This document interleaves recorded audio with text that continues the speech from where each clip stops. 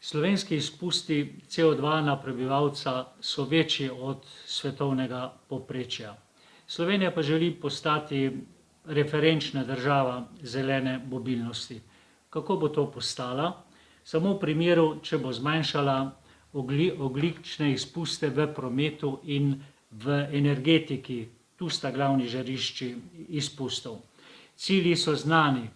Kateri panogi sta torej glavni za to, da se nekaj spremeni.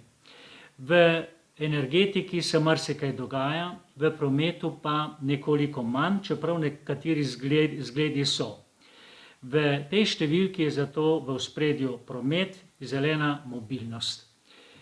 Zelo veliko pove Darko Trajanov v osrednjem intervjuju z Ministrstva za infrastrukturo, ki izvrstno predstavlja, zakaj v Sloveniji ne dosegamo večjih rezultatov v trajnostni mobilnosti in kje so ovire za to, da se spremenijo razmere v prometu. Veliko bo povedala anketa o e-vozilih, sodelujejo Porsche Slovenija, Renault, BMW in drugi. Postavlja se pa na koncu vprašanje ob vseh teh prispevkih, kaj je potrebno spremeniti, kje je tisti nujni pospešek, da bo promet manj ogljičen.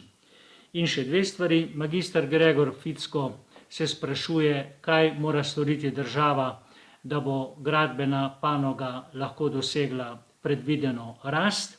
V zelenem omrežju pa ne spregledajte novic, ki kažejo, zelo prepričljivo dokazujejo, kako pomembna je lahko in zgovorna dobra okoljska praksa.